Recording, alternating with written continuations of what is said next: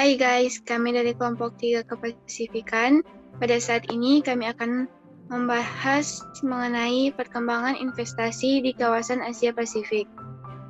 Sebelum masuk pada materi, saya akan memperkenalkan anggota kelompok kami, yaitu yang pertama Natasha Pinontoan, yang kedua saya sendiri Karina Kuhon sebagai moderator, yang ketiga Priska Mamesa, yang keempat Yulia Lesta, yang kelima Rosdina Arinili, yang keenam Vincent Kaligis, yang ketujuh Geraldo Tandi, yang kedelapan Rio Tumurang, dan yang kesembilan George Brian Salim.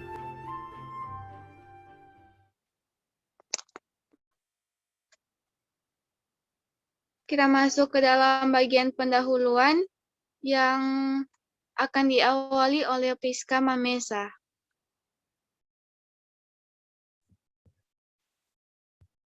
Yang pertama, the area of Asia Pacific. Asia Pasifik merupakan wilayah yang mencakup pesisir pantai Asia Timur, Asia Tenggara, dan Australasia di dekat Laut Pasifik, ditambah negara-negara di Laut Pasifik atau Oceania. Negara-negara utama di daerah Asia yang terletak di sekeliling lingkar luar Pasifik atau Pacific Rim yang membujur dari Oceania hingga ke Rusia dan turun ke bawah sepanjang pantai barat Amerika.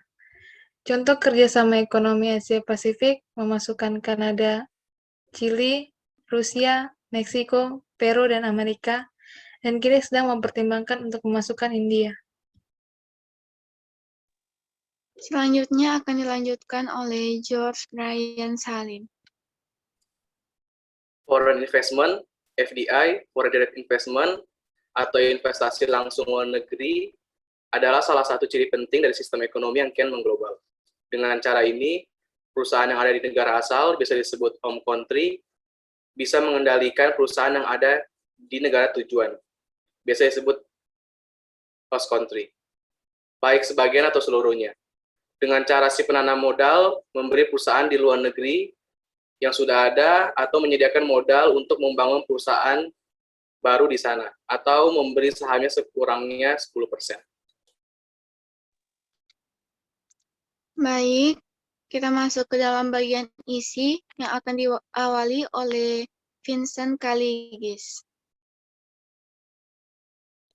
Baik, untuk isi yang pertama, yakni the most developed sector in investment in Asia Pacific in 2021, atau sektor investasi yang paling berkembang selama tahun 2021, atau juga yang dapat diperkirakan selama tahun 2021. Seperti yang kita tahu, setiap sektor investasi memiliki perkembangan yang fluktuatif atau naik turun, yang mengikuti mekanisme pasar dan kondisi pasar. Data yang kami cari merupakan data sektor 2021 yang sedang tren, yang diperkirakan oleh beberapa ahli investasi, ataupun yang telah meningkat selama tahun 2021. Yang pertama ada sektor properti dan real estate, yang diperkirakan naik 15-20%, meskipun pada periode sebelum turun drastis. Kemudian sektor hotel, meskipun pada periode yang kemarin di mana terkena dampak dari pandemi COVID, tapi sektor hotel diperkirakan juga akan mengalami kenaikan secara perlahan, dikarenakan akan adanya pemulihan ekonomi setelah masa pandemi berakhir, dikarenakan sudah ada vaksinasi dan sebagainya. Kemudian sektor logistik yang merupakan dorongan dari sektor e-commerce, yang dimana mengantarkan barang sampai ke tempat konsumen, yang semakin meningkat di tengah pandemi, karena didorong oleh sektor e-commerce yang membuat market offline atau toko-toko offline tutup atau dibatasi, sehingga orang-orang cenderung untuk berbelanja melalui e-commerce. Kemudian sektor perkantoran ini dipicu oleh adanya pemulihan ekonomi yang berpengaruh pada perkembangan strategi operasional perusahaan, sehingga diperkirakan akan mengalami kenaikan. Demikian. Selanjutnya akan dilanjutkan oleh Yulia Lesa.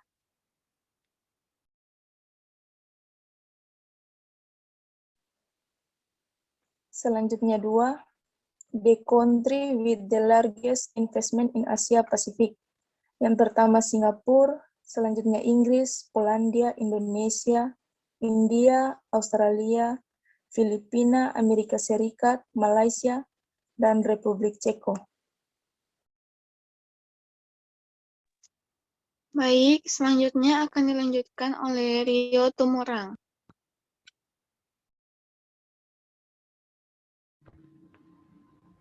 Baik, selanjutnya ada the country with the most investment goals.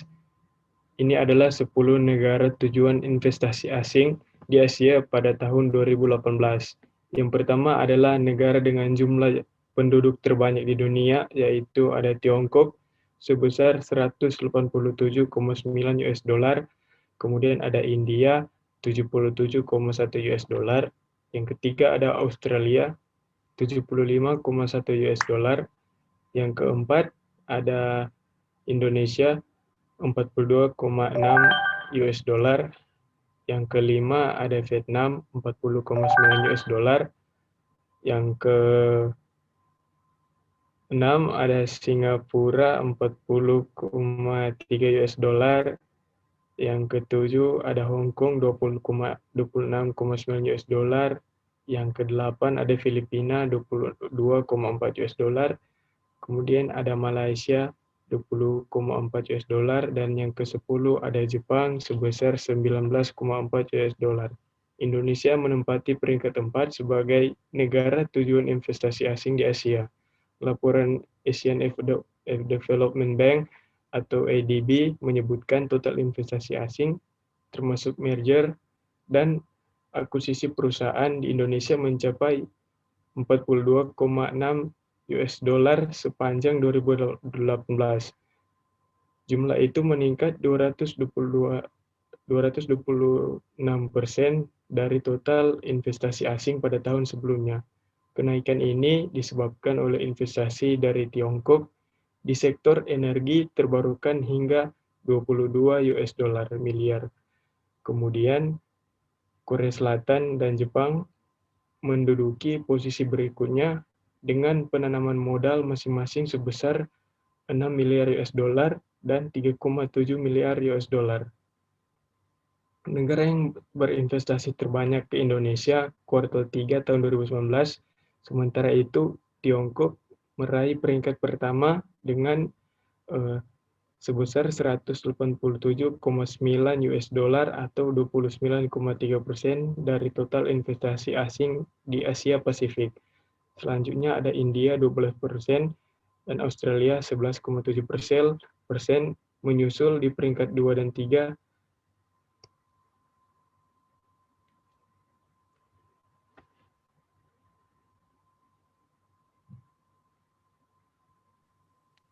Selanjutnya akan dilanjutkan oleh Natasha Pinontoan.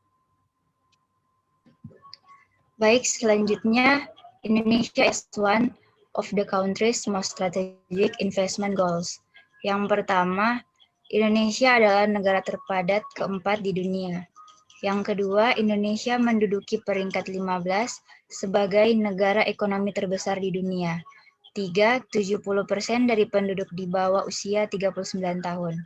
4, 57% dari populasi berasal dari kelas menengah. 5, pertumbuhan belanja konsumen diharapkan tumbuh 6,4% CAGR antara tahun 2010 sampai 2020. 6. Badan Koordinasi Penanaman Modal Indonesia meluncurkan one-stop service untuk lisensi, investasi, dan layanan non-perizinan. 7.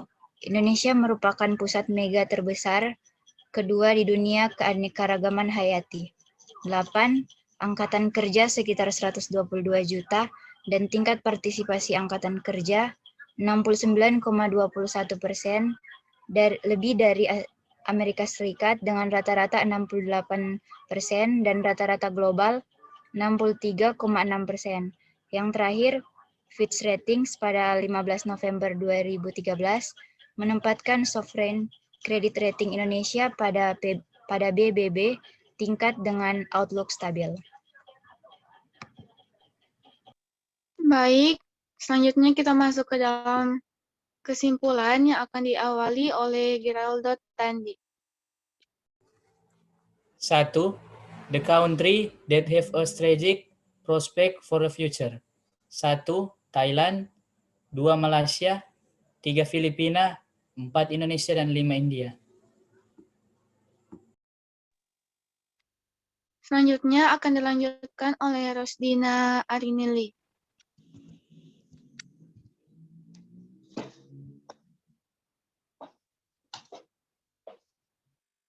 2. The strategic move of Indonesia to welcome the investment and investing. 4 hal strategis yang dilakukan pemerintah untuk meningkatkan minat investasi dan berinvestasi di tanah air. 1. Kepastian hukum yang jelas. 2. Stabilitas ekonomi dan politik. 3. Pembenahan regulasi pemerintah dan birokrasi. 4. Fleksibilitas aturan ketenagakerjaan. Demikianlah presentasi dari kelompok 3. Sekian dan terima kasih.